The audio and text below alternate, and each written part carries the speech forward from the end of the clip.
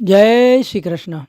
પ્રિય વૈષ્ણવજનો, આજે આપણે પુષ્ટિ સત્સંગ સાગર ચેનલમાં સેવા એકલા થઈ શકે કે નહીં, અને સેવા કરવામાં ઉધારી કે કરજ કરીએ તો ઠાકોરજી સેવા સ્વીકારે કે નહીં, તે વાર્તા પ્રસંગ 60મી વાર્તા શ્રી મહાપ્રભુજીની સેવકની એક છત્રાણી જે સિંહનંદમાં એકલી રહેતી તેની વાર્તાના પ્રસંગ કહેશું આપણે. એ પહેલાં જો આપે પુષ્ટિ સત્સંગ સાગર ચેનલને સબસ્ક્રાઈબ ન કરી હોય તો સબસ્ક્રાઈબ કરો તથા અન્ય વૈષ્ણવ મિત્રોને શેર કરો.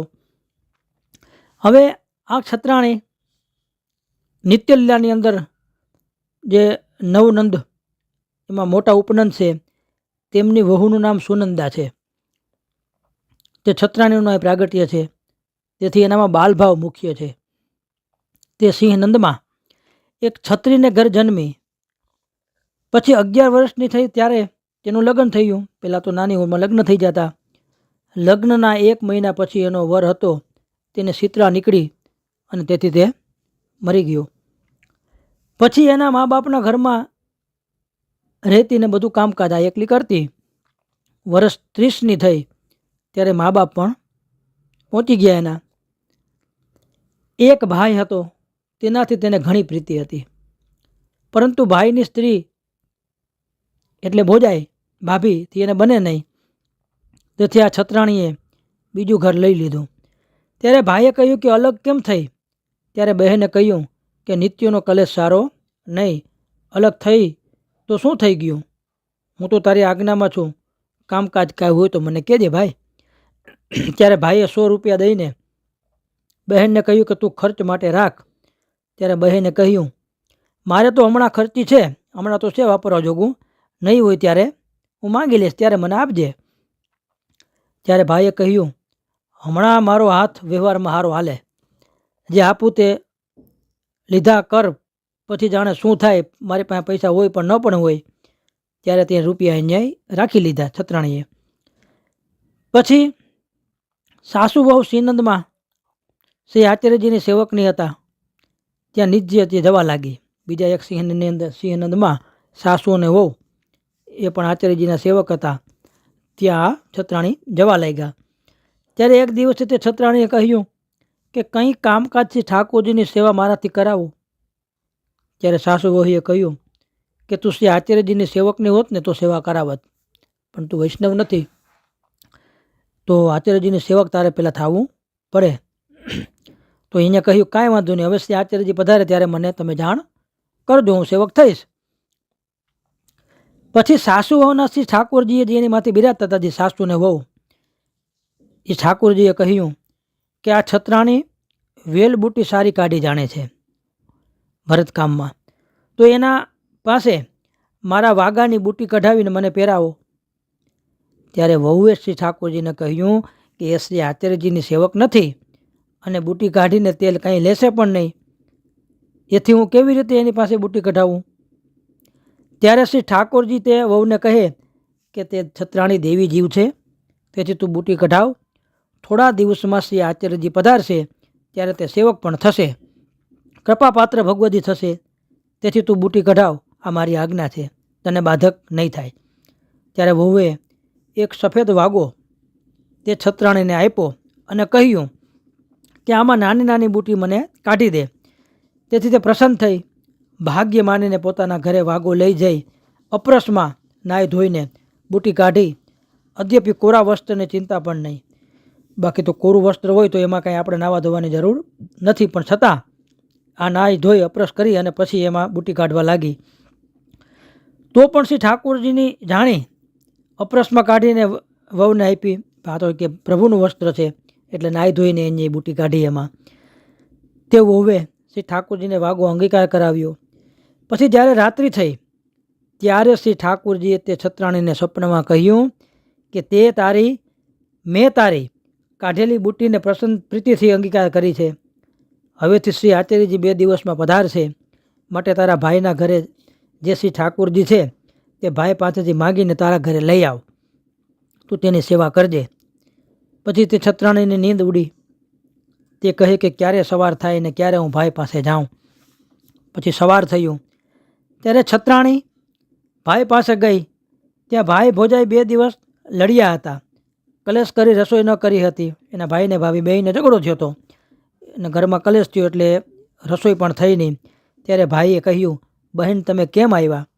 ત્યારે એને કહ્યું કે મારું મન એકલું ક્યાંય લાગતું નથી, તો તમે તમારા શ્રી ઠાકોરજી મને દ્યો તો હું એની પૂજા કરું. અને પૂજા શબ્દ વાપરો કેમ કે હજી પુષ્ટ નથી થયા એટલે. ત્યારે ભાઈએ પ્રસન્ન થઈને કહ્યું, બહેન આ ભલી વાત કહી તે. ઠાકોરજી 2 દિવસથી ભૂખ્યા જ બેઠા છે, ઘરમાં કલેશ છે એટલે કોઈ ભોગ પણ ધરતું નથી. મારી વહુ નિત્ય કલેશ કરે છે, તેથી તું આ પદ લઈ જા ને. ત્યારે તેણે કહ્યું કે તમે તમારા હાથથી દો, હું લઈ જાઉં તો કદાચિત તમારી વહુ મને લડે તો, મારી ભાભી મને પાછી ઝઘડે તો. ત્યારે ભાઈએ નાઈને શ્રી ઠાકોરજી આપ્યા. તે પ્રસન્ન તેને ઘેર લાવી અને રસોઈ કરી ભોગ ધરી મહાપ્રસાદ લીધો. પછી શ્રી આચાર્યજી જ્યારે થાનેશ્વર પધાર્યા ત્યારે વહુએ કહ્યું કે શ્રી આચાર્યજી પધાર્યા છે, હું દર્શન કરવા જાઉં, તું ચાલીશ? છત્રાણીને કીધું. છત્રાણી કહ્યું કે હું તો ભાઈને ત્યાંથી ઠાકોરજી લઈ આવી છું, તે ઘરે લઈ આવું. ત્યારે વહુએ કે જલ્દી જ લઈ આવ, કે મારા ભાઈની ઘેરથી હું ઠાકોરજી પધરાઈ આવી એ પણ હું સાથે લઈ લઉં. એટલે છત્રાણી શ્રી ઠાકોરજીને લઈ આવી અને વહુના સાથે થાનેશ્વર આવીને શ્રી આચાર્યજીને દંડવત કર્યા. ત્યારે વહુએ છત્રાણીના બધા સમાચાર કહ્યા. પછી વિનંતી કરી કે મહારાજ હવે એને કૃપા કરીને શરણ લો. આ વિનંતી કોણ કરે? આ વહુ, આ છત્રાણીને.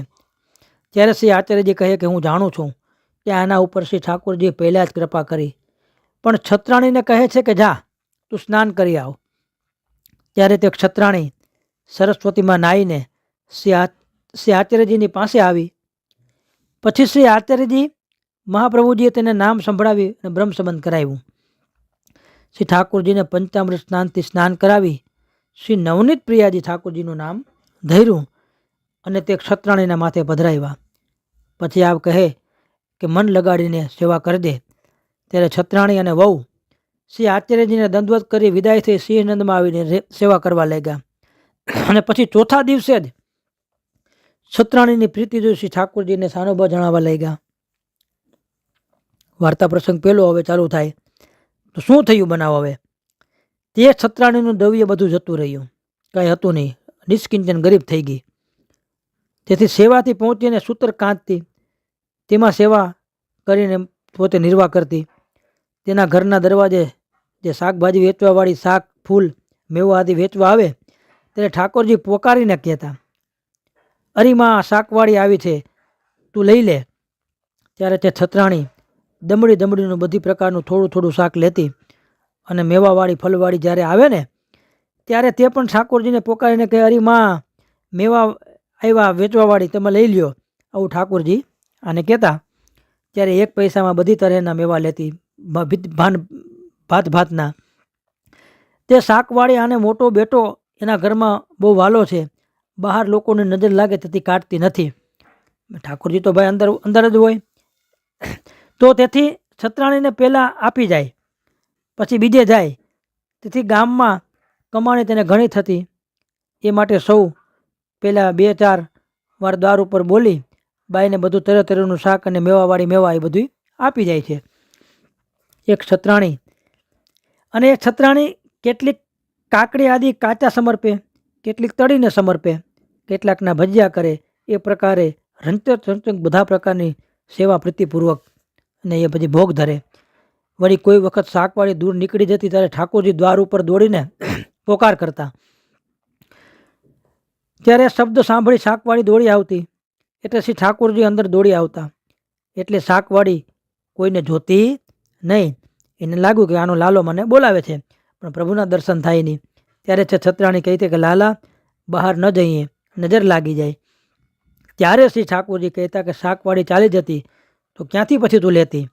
ભોગ ધરતી ત્યારે છત્રાણી કહેતી, લાલા બીજી શાકવાળી ઘણી આવશે, પરંતુ તમે મંદિરની બહાર ન જાઓ, ગામના ખરાબ લોકોની દૃષ્ટિ લાગશે. વળી કોઈક વાર શાકવાળી પોકાડીને ચાલી જાય, તે બાઈ સેવા ટહેલમાં ન સાંભળે ત્યારે શ્રી ઠાકોરજી લૌકિક બાળકની માફક આવીને ઝઘડો કરે કે શાકવાળી તો ગઈ, હવે તું ક્યાંથી લાવીશ? આટલો સ્નેહ ઠાકોરજી અરસપરસ બેયને. હવે આ રીતે એ પોતે નિર્ધન છતાં પણ સેવા ઉત્તમ પ્રકારની કરે. શ્રી ઠાકોરજીએ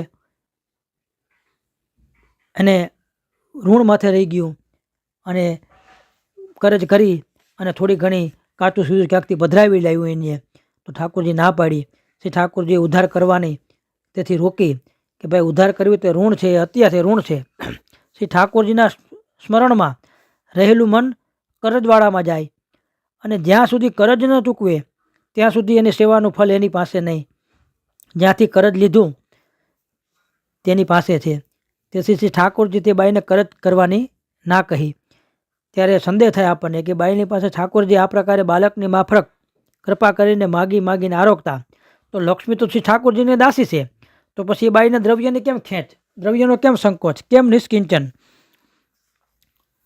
તો ઠાકોરજીએ દ્રવ્ય કેમ ન આપ્યું એને? બાલભોગ અંશખડી કરવાનો એવો સંકોચ કેમ થયો? વ્રજમાં શ્રી ઠાકોરજી પધાર્યા ત્યારે લક્ષ્મીજીએ તો વ્રજમાં આવી વ્રજનો આશ્રય કર્યો. તે વાત આપ રાસ પંચાધ્યાયમાં ગોપી ગીતના અધ્યાયમાં કહે છે. તો પછી આ બાઈ એવી નિષ્કિંચન કેમ રહી? આ સંદેહ થાય ત્યારે કહે છે કે લક્ષ્મી છે તે શ્રી ઠાકોરજીની દાસી છે, શ્રી ઠાકોરજીની ઈચ્છા પ્રમાણે કાર્ય કરે છે. આ બાઈને શ્રી ઠાકોરજી માટે દ્રવ્ય ન આપ્યું.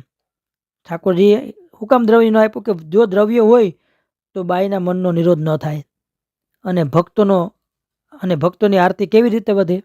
દ્રવ્ય વિના રેટીઓ ખાતે તેમાં શ્રી ઠાકોરજી માટે મન લાગ્યું અને એટલે કે હું આની કમાણી કરીશ તો આ ફલાણી સામગ્રી ધરીશ, આ સામગ્રી લાવીશ, મારે લાલો રોટી આરોગશે તેથી સારું સારું કંઈ જતન કરી આરોગાવું.